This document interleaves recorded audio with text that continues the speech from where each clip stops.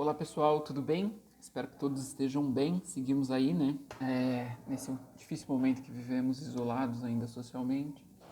Eu venho aqui para a gente tratar um pouco, falar um pouco sobre gestão social. Né? Já estamos aí avançados, indo quase para o fim do semestre. Adianto que não é uma aula esse vídeo, é apenas uma possibilidade e um recurso pedagógico, talvez, para que a gente possa ir discutindo e se familiarizando em relação à gestão social. Né? Hoje eu queria tratar com vocês sobre as funções gerenciais básicas e vou focar em uma delas. Nos outros a gente falou um pouquinho sobre elas, só vou relembrar. Então, quando estamos pensando em gestão social, estamos pensando no processo da gestão social, existem algumas funções que são básicas, ou seja, são inerentes ao ato de gestar, sendo elas a função de direção, direcionar algo, então todo gestor tem a responsabilidade de direcionar as ações, direcionar recursos, analisar demandas, direcionar pessoas, né, materiais, enfim. A função de direção ela é muito importante. A função de organização, então a gente direciona, mas precisa organizar mesmo no sentido lato da palavra, ou seja, como é que a gente organiza setores, repartições, recursos, né? Como é que a gente, dentro de uma gestão, costuma organizar isso, né? Vejamos que esse é um fato inerente, é uma função inerente às gestões. Tanto é que quando mudam os governos, chega um novo gestor numa empresa, as funções, muitos deles reorganizam os espaços, reorganizam as equipes, reorganizam as funções, reorganizam todo o processo de trabalho. Este processo de reorganização é organizar para gestar, de acordo com o melhor interesse, de acordo com aquilo que se pretende fazer. Né? Então, é uma função básica, tal como a direção é organizar. E uma outra função é o planejamento, que é essa que a gente vai falar especificamente hoje. Né? O que é o planejamento? O planejamento a gente já sabe, pelo próprio nome diz, está relacionado ao plano, ou seja, a uma possibilidade de antever, uma possibilidade de projetar ações, né? Buscar uma trilha, digamos assim, para gestar, para se operacionalizar a gestão, para se organizar um trabalho. E é uma função, eu acho que é o coração da gestão, né? Está também na função de planejamento, porque a função de planejamento ela acaba conectando tanto a direção como a organização. Ela vai organizar mesmo, ela vai desenhar todo um processo de gestão. Portanto, planejar é inerente ao ato de gestão. Né? Planejar é o momento em que se une, né, a possibilidade de direcionar, de organizar e também de avaliar, né, de controlar as ações da gestão social. Então, é essa função hoje que a gente vai tratar aqui nesse vídeo. Pretendo ser breve também. Não sei se consigo cumprir essa promessa, mas eu pretendo. Né? Vamos lá.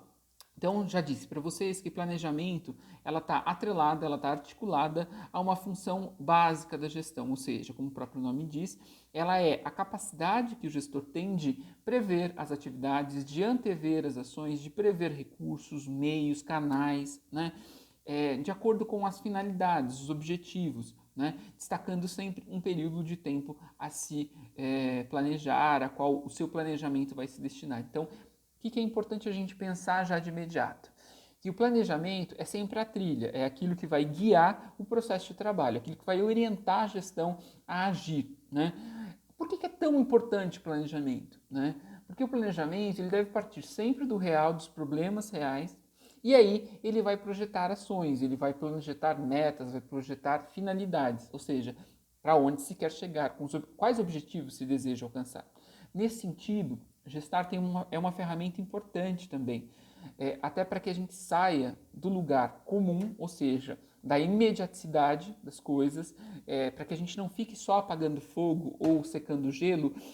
O planejamento tem uma função importante, tem uma função que linka aquele processo de racionalização que a gente já aprendeu no início da disciplina com gestão e ele vai articular, linkar esse processo de racionalização a partir dos problemas enfrentados na realidade da gestão, na realidade do serviço, do programa, do projeto, a qual se pretende e vai, sobretudo, escalonar. pensar em ações a serem realizadas. Então, o planejamento também é uma forma segura, é uma forma que nos ajuda, né, inclusive, a romper com a imediaticidade, com aquela falácia, né, da imediaticidade, dos fenômenos abruptos do cotidiano. Ele deve romper com essa característica. Portanto, é muito importante a gente pensar o planejamento não apenas como um documento ou um processo de gestão burocrático, né, cartorial, mas, sobretudo, pensar o planejamento como uma oportunidade, como uma ferramenta de alterar também a realidade, né? Lembro a vocês que tem um pensador latino-americano, o Oscar Jarra, e que ele tinha uma publicação de educação popular nos anos 80 que versava com o seguinte título, né? Pensar sobre a realidade, planejar sobre ela para poder transformá-la. Então, a gente vê o planejamento, dentro das nossas perspectivas, como uma oportunidade também de transformação das relações sociais, de transformação também e alteração de cenários. Então, o planejamento é uma função importante da gente refletir, tá? O que eu queria dizer para vocês? Aqui a gente vai focar a nossa compreensão sobre o planejamento estratégico, ou seja, o planejamento que está ligado a uma estratégia, né? A possibilidade estratégica de enfrentamento dos problemas sociais, uma possibilidade de enfrentar os problemas através de uma percepção crítica, racional sobre a realidade, entendendo essa realidade como dinâmica, como complexa, como cheia de mediações, tanto materiais como subjetivas. E aqui subjetivas eu estou falando do campo de poder, das relações de hierarquia, enfim, de todas essas gramaturas que envolvem as relações sociais, a qual o planejamento também se debruça e precisa se debruçar. Ele não pode ser ingênuo, achar que planejar idealmente alguma coisa e que, quando na realidade há contradições, há hierarquias, há níveis de poder que impedem sobre isso. Então, o planejamento estratégico, ele se detém exatamente a pensar os problemas sociais a serem enfrentados, observando, refletindo sobre um cenário situacional, ou seja, refletindo sobre a situação, sobre as diversas composições que existem nessa situação, ou seja, sobre esses componentes que compõem o real e compõem o locus a qual a gente quer intervir, a qual a gente quer transformar.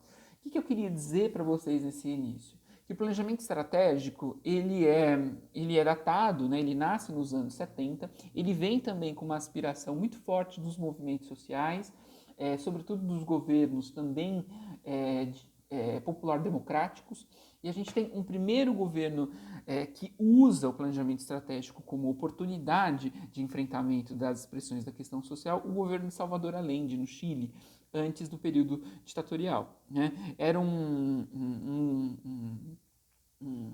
governo, né, participativo popular que buscava compreender os fenômenos da realidade social e, portanto, intervir sobre ela de maneira participativa, de maneira crítica, observando racionalmente as coisas. Tanto é que a gente tem diversos teóricos do campo progressista brasileiros que foram trabalhar no governo de Salvador Allende. A gente vê, por exemplo, Milton Santos, a gente viu Paulo Freire, a gente tem diversos outros trabalhadores, pensadores brasileiros que ajudaram no processo de construção daquele governo popular, que infelizmente foi derrotado por uma força totalitária e violenta de poder que culminou na ditadura chilena, uma das mais duras da história, conduzidas pelo general Pinochet. Isso é um capítulo à parte da história, mas eu vou voltar então para o planejamento estratégico. O planejamento estratégico, então, ele nasce nos anos 70 com essa perspectiva dos governos popular-democráticos, né? Visando exatamente compreender os problemas a partir do solo da realidade, ou seja, a partir do chão dos sujeitos, a partir de onde os sujeitos se concentram. Desta forma, se pensar a realidade e pensar ações para intervir nessa realidade. Então, o planejamento estratégico, ele tem como baliza, como forma principal, né, a composição do real, analisar a composição do real, analisar as dimensões do real, analisar exatamente o que está acontecendo no real para poder transformá-lo, né? Se a gente for parafrasear um pouco o próprio Marx, a gente tem nos manuscritos econômicos filosóficos uma frase que é muito famosa, né, dele, das teses sobre Feuerbach, quando ele escreve algumas teses sobre Feuerbach, ele tem uma das teses, se não me engano, a 10ª, que ele fala: não cabe somente aos filósofos coube analisar e refletir sobre a história. Cabe a nós transformá-las. Portanto, tem uma dimensão prática. E eu acho que essa frase do Marx, né, ela é muito propícia para a gente pensar o planejamento estratégico. Ou seja, pensar a realidade inerente a um processo de transformação. Por isso que tem essa dimensão estratégia, né? A palavra estratégia vem do grego, né? Stratégie, né? Ou estratégie, ligadas à noção mesmo quase que militar das relações sociais e das noções de combate militar, ou seja, analisar a situação, ver os pontos para poder intervir. Aqui ganha um caráter, claro, um pouco mais democrático, mais plural nesse sentido, ou seja, analisar os problemas para poder enfrentá-los, né? E aí, observando a raiz, né? É estratégico porque chega à raiz, à radicalidade dos fenômenos, né? Chega aonde estão os nós, a gente costuma falar assim, dos problemas para poder intervir sobre esses nós, né? Bom, portanto, o planejamento estratégico, ele chama a realidade para poder, então, intervir sobre ela. Ele analisa a realidade, as dinâmicas, ele compreende as diversas determinações que incidem e constituem as relações sociais, né? Ou seja, ele se debruça sobre o real para poder planejar, né? Para poder pensar em estratégias, poder pensar em nortes, né? Observando a realidade como um campo, como eu disse anteriormente, dinâmico, aberto, contraditório e cheio de tensões, né? A realidade ela não é homogênea, ela não é linear, ela é cheia de gramaturas. Se a gente for pensar a nossa realidade social brasileira, ela tem algumas gramaturas que são importantes da gente pensar, algumas marcações históricas, como a questão de gênero, como a questão de raça, como a questão de classe, né? Então, vejam, só por essas 3 grandes marcações sócio-históricas, de relações sócio-históricas da sociedade brasileira, a gente já percebe que a coisa não é homogênea, que a realidade ela não é um papel em branco que a gente pode desenhar sobre ela, que ela tem inúmeras determinações, que ela tem inúmeras mediações que perpassam, tá? Então eu queria, nesse primeiro vídeo, falar isso para vocês, falar que o planejamento estratégico, ele vem de uma corrente popular democrática, ele é pautado para analisar a realidade social, não acha que a realidade social é uma realidade isenta de contradições, ao contrário, é uma realidade social cheia de densidades, de porosidades, e que por isso precisa chegar à sua radicalidade, a radicalidade dos problemas, aos nós dos problemas para poder pensar e transformar. Tudo bem? Seguimos para o próximo.